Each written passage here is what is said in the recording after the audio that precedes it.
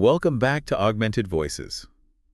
You know us, we're all about diving into the fascinating world where AI and human ingenuity collide. And today we've got a story. This is a good one. It feels like it's straight out of science fiction. We're talking about DeepSeek, a Chinese AI company that kind of came out of nowhere. Seemingly out of thin air, yeah. And took on the giants of the tech world. And what's really captivating, I think, about DeepSeek is how they managed to pull this off. I mean, we always think about these huge AI breakthroughs coming from, the Googles, the OpenAIs of the world. Right, the ones with like bottomless pockets. Exactly, unlimited resources. But DeepSeek, they did it differently. Their R1 generative model, the one that's like the one that's topping the charts right now. The most downloaded AI app in the US. Exactly. And they did it on a shoestring budget, relatively speaking. $6 million. Which is wild. It's practically unheard of in this world of cutting-edge AI. And they did it with older NVIDIA chips. You'd think you need the absolute latest and greatest to even be in the game, right? Right. But DeepSeek just threw that assumption right out the window. So what gives? Were there compromises? Like, did they have to really get creative with their software to make up for the hardware? That's the fascinating thing. Their success is like a giant spotlight on the whole bigger is always better idea that's dominated AI for, forever, it feels like. Yeah. And this has huge implications. I mean, if DeepSeek can reach this level of performance with basically scraps. Imagine what smaller businesses, startups could achieve. Yeah. Could we see a whole new wave of AI innovation? A more diverse ecosystem where you don't need $1 billion budget to have a breakthrough.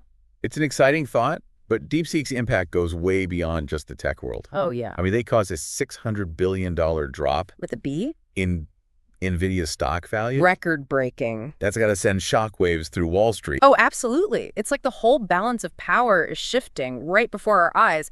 It's a wake-up call for Silicon Valley that the old rules, they might not apply anymore in this AI game. And speaking of unexpected, DeepSeek's rise is making waves geopolitically too. How so? Well, there's this idea floating around that those U.S. sanctions, the ones meant to limit China's access to advanced chips, they might have actually backfired. By forcing them to work with less, they might have actually pushed them to be more efficient. It's like that saying, necessity is the mother of invention, but playing out on a global stage. It's fascinating. It really makes you wonder if we're entering a new kind of AI arms race, where it's not just about raw power anymore, but about being clever, being resourceful. Resourcefulness, absolutely. And DeepSeek, they're rewriting the playbook with this unconventional approach. And all this talk about efficiency brings us to another fascinating angle. Energy. DeepSeek's AI model, it runs on 95% less power. 95%? That's astounding. Compared to its competitors. Imagine the energy savings on a global scale. It's a game changer. Yeah. And it's not just about AI automating tasks in the energy sector anymore. Right. It's about AI itself being a core part of a more sustainable future. A more sustainable AI. This could shift how governments view energy policy. Oh, absolutely. Investment decisions. Could we see a move away from, say, nuclear power? Which requires massive upfront investment. Yeah, and carries risks. Towards solutions that leverage AI's efficiency instead. It's a thought-provoking question. It is. But DeepSeek's meteoric rise, it hasn't been without controversy. What do you mean? Well, there are allegations, some pretty serious ethical concerns. There are accusations that they cut corners, maybe even trained their models on data from OpenAI. Without permission. Without permission, which would be a huge ethical breach. And on top of that, European regulators are looking into them for potential GDPR violations. So their rapid ascent may have come at a cost. It seems that way. It makes you think, does the end justify the means? Right. And where does that leave us in terms of AI ethics? If a company can achieve so much, but potentially through questionable practices. It's a troubling thought, for sure. It gets even more complicated when you consider that Microsoft, despite these allegations, has gone ahead and incorporated DeepSeek's R1 model into their Azure AI platform. So are we sacrificing ethics for market dominance? It's a question we have to ask. How can businesses be sure they're using ethically developed AI when even giants like Microsoft seem to be overlooking red flags? It's a complex landscape to navigate, that's for sure. It really is. And amidst all this talk of corporate giants and ethical gray areas, we can't forget about the other side of the AI world. Open source, Hugging Face, you know them. Yeah. They're all about democratizing AI development, making it transparent. They're trying to level the playing field. Exactly. And they're not just giving tools to test AI models in the cloud. They're actually trying to rebuild DeepSeek's reasoning model. Really? From scratch? From scratch. Wow. But with open source principles. It's like they're saying, we can do this too, but we're going to do it right. Exactly. And this raises some big questions. How do we ensure the security of open source development? Because if anyone can access and modify AI models, that opens up the possibility for misuse. Exactly. These are crucial questions, and we don't have all the answers yet. Right. But one thing's clear. Open source is a force to be reckoned with. It represents a different vision for AI. It's gaining momentum. It is. And as we continue to explore this crazy world of AI, it's important to remember there are different paths, different philosophies at play. Absolutely. And the choices we make today will shape the AI of tomorrow. Well said. It's amazing how this whole DeepSeek story has really got people thinking about ethics, innovation, the future of AI. It's like a catalyst. Definitely. But for a second, I want to shift gears a bit and look at another area where AI's impact is, well, it's undeniable. Healthcare. We've talked about AI shaking up industries, Wall Street, even geopolitics. Right. But now we're talking about extending human life. That's where things get really interesting. This is mind-blowing territory. So we came across this prediction from Dario Amodei. He's the CEO of Anthropic. And the big player in the AI field. Exactly. And he believes AI could actually double human lifespans by the early 2030s. Wait, double? That's like just over 5 years away. I know, right?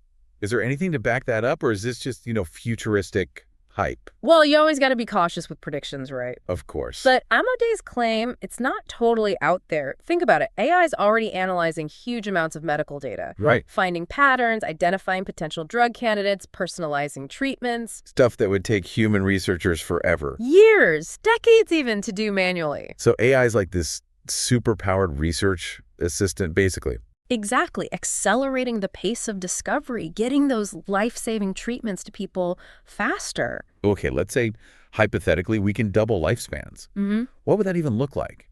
A world where living to 150, 200 becomes normal. It would be a total paradigm shift, right? Everything would change. Healthcare systems, retirement plans, our whole understanding of aging, it would be completely redefined. And ethically, would everyone have access to these life-extending technologies? Or would it just be, the wealthy who could afford to live longer? That's a huge concern. Yeah. Access and equity, those are crucial questions we need to be asking right now. And it's not just the technology itself. Right. What about the resources to support a population living twice as long? Food, water, housing. Wouldn't that strain the planet? Absolutely. It raises those fundamental questions about sustainability. Yeah. What's our planet's carrying capacity? These are complex challenges that need careful thought and planning. It seems like this potential for AI to extend life, it's a double-edged sword. On one hand, hope for a future without the limitations of aging, but on the other, a whole new set of ethical, social, environmental problems. It's a powerful reminder that progress always comes with trade-offs. Always. And we need to be having those thoughtful conversations now to make sure these advancements are used to create a better future for everyone. Definitely.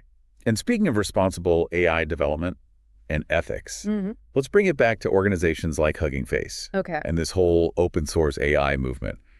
It feels like every time we dig a little deeper into the world of AI, we just uncover more questions. Well, maybe that's a good thing, right? Yeah, I mean, maybe these questions are what force us to really think about the future we're building with this technology.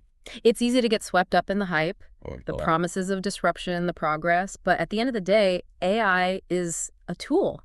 And like any tool, it can be used for good, or it can be used in ways that aren't so good. So when we look at this open source movement, organizations like Hugging Face, pushing for transparency, collaboration, is that a step towards ensuring that AI is used for the right reasons?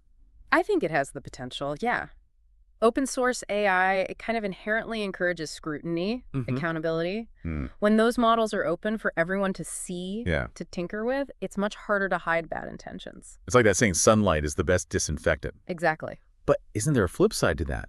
Doesn't open sourcing AI also make it easier for, bad actors to potentially misuse the technology to do some real harm? That's a valid concern, and it's something the open source community is actively working on. There are security protocols being developed, guidelines for responsible use, a real push to cultivate an ethical development culture. So it's a constant balancing act, right? Absolutely. Between accessibility and safety. It's a tightrope walk.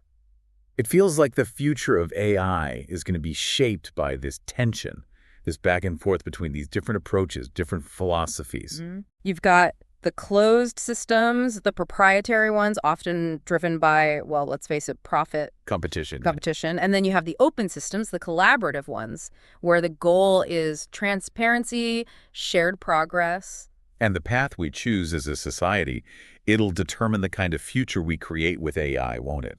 That's the big question, isn't it? Will AI amplify the inequalities we already see? Or will it empower individuals and communities? Will it help us solve the world's problems? Or will it create new ones? It's a lot of responsibility. It is, but the good news is we're not just along for the ride. We have a say in this. How so? We can choose to support the companies, the organizations that align with what we believe in. We can demand transparency, accountability from those who are developing AI. Right. And we can educate ourselves, really understand the potential benefits and risks of this technology. This DeepSeek story, it's been quite a journey through all the twists and turns of the AI landscape. Innovation, disruption, ethical dilemmas, this battle between open and closed systems. Yeah, but if there's one thing we can take away from all of this, What's that? it's the future of AI. Yeah. It's not set in stone. It's being written right now. And we all have a role to play in shaping that story. Well said. And that wraps up this episode of Augmented Voices. We hope this deep dive has given you some food for thought, sparked some conversations, and maybe even inspired you to get involved in shaping the future of AI. Thanks for listening.